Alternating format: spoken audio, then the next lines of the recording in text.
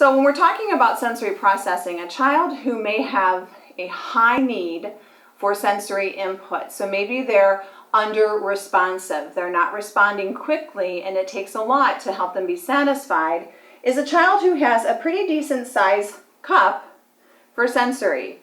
So it's sort of the visual of filling this cup, and it takes a lot of pom-poms.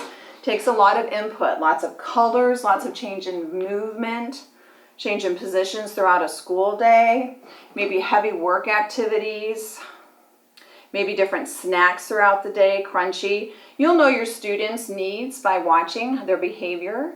And usually when you can implement an activity that meets that need, you'll see them attend better to the actual lesson in the classroom. So we want to get our kids to see that they can meet their own needs as well. And it certainly gets easier as they get older for them to start understanding how to kind of meet their own sensory needs. So a child who's under-responsive takes quite a bit of sensory input to make them satisfied. Then we have our kids who are over-responsive. So they kind of start the day with a smaller cup to begin with.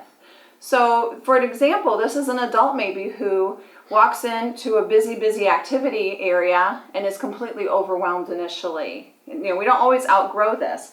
And so I know when I go home and all the music's loud and the family's talking, and sometimes that's overload for me and my cup is just a little too small to handle it.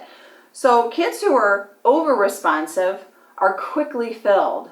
It could be things like not having their favorite cereal in the morning, and they have to adapt to using something else, having yogurt maybe. That wasn't their choice. And now maybe they're wearing a pair of pants that have the tag that's itchy because their other pants are in the laundry. And now they rode the school bus all the way and it's noisy and smelly. So their cup is really getting full. And then they're sitting next to Johnny who pokes at them all morning in class. So by the time they're in the classroom, their cup may already be to the point where they're completely saturated with sensory information. And they need a way to remove that. They need to readjust themselves and self-regulate. And it's really important as therapists and teachers to recognize that. What can we do to help this child self-regulate to the point of engaging in the classroom? And maybe it's a quiet activity that they go to right away as part of their routine. Maybe there's an activity at their desk that they can engage in that's appropriate for the classroom, but that is something for them. Maybe it is kind of bell work. Maybe that helps that person, coloring a picture. Whatever is age appropriate and related to the classroom can be utilized to help that child calm down. It might be that they need to have a quiet corner time and sit in a secure area, or use a weighted blanket or a cushion that's got weights in it that they can sit with.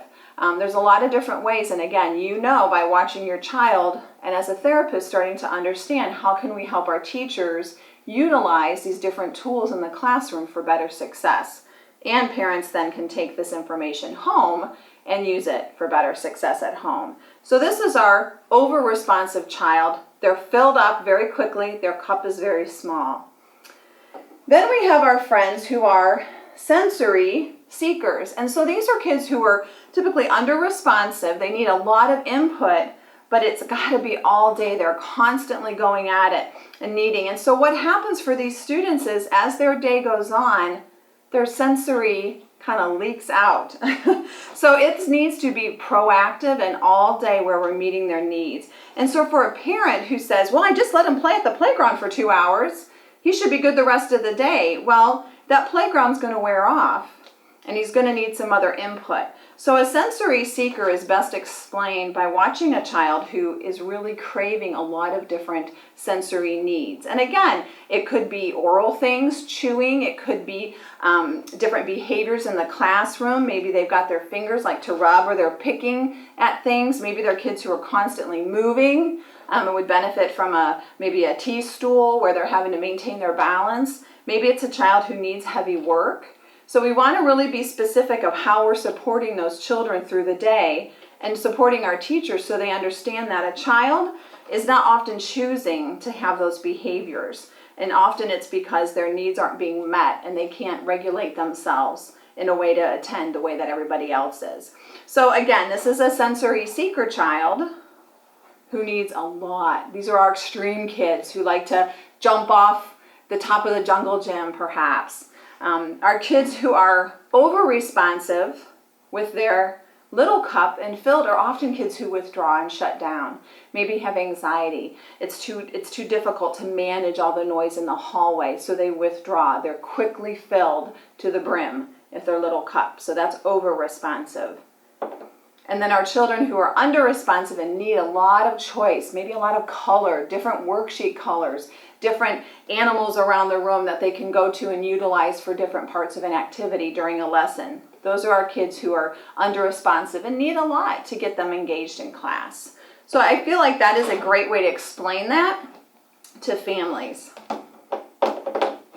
Under-responsive, little cup is over-responsive, and our sensory seekers have a little bit of a hole down there that they keep losing their input.